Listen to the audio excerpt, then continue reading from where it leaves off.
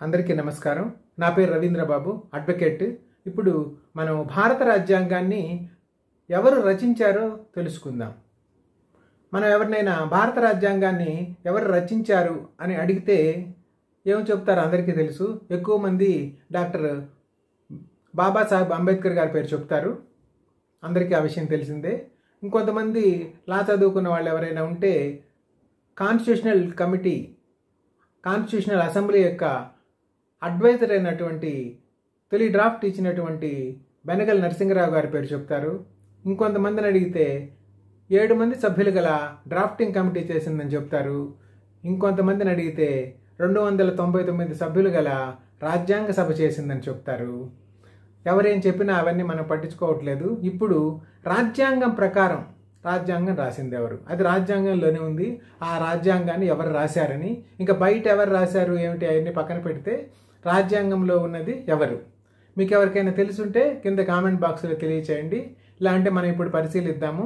భారత రాజ్యాంగంలో ఒక పేజీలో ఉంది భారత రాజ్యాంగాన్ని ఎవరు రాశారో. ఇప్పుడు చూడండి. రాజ్యాంగంలో మొదటి ఆర్టికల్ కంటే ముందు మనకి ప్రియాంబుల్ కనిపిస్తుంది, చూస్తున్నారు కదా. ప్రియాంబుల్లో పైన టాప్ లైన్లో ఎల్లో కలర్లో హైలైట్ చేస్తున్నాను.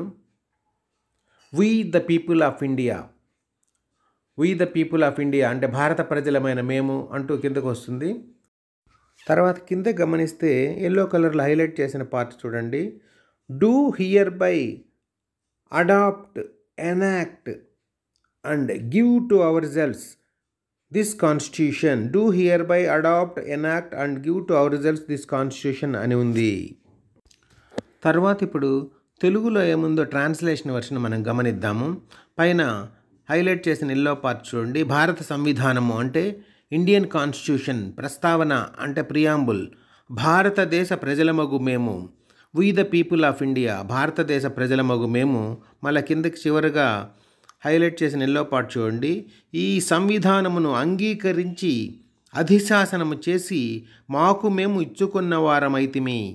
ఈ రాజ్యాంగాన్ని అంగీకరించి అధిశాసనము చేసి మాకు మేము ఇచ్చుకున్న వారమైతిమి అని రాసుకున్నారు. అధిశాసనం చేసేవాళ్ళంటే అధినాయకులే అధిశాసనం చేస్తారు.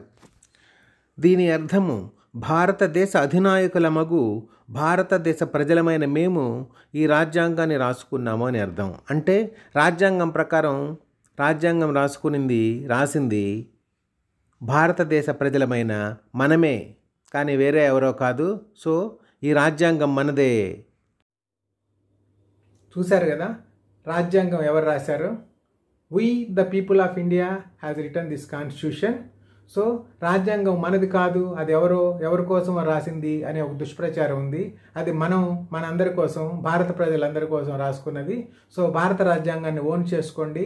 అది భగవద్గీత కంటే ఎక్కువ, బైబిల్ కంటే ఎక్కువ, ఖురాన్ కంటే ఎక్కువ, దాని తర్వాతే మిగతా 3. సో దాన్ని పాటించడానికి ట్రై చేయండి. అది లేని కాలంలో ఆ పాత 3 పాటించేవాళ్ళు వాళ్ళ మతాచారాలని. ఇదే నవీన ధర్మం. ఈ ధర్మాన్ని పాటించండి. రాజ్యాంగమే మన ప్రధాన ధర్మం, ప్రధాన మతం. ధన్యవాదాలు. Ravindra Babu. Please subscribe to my channel. Please like, share and comment. Thank you.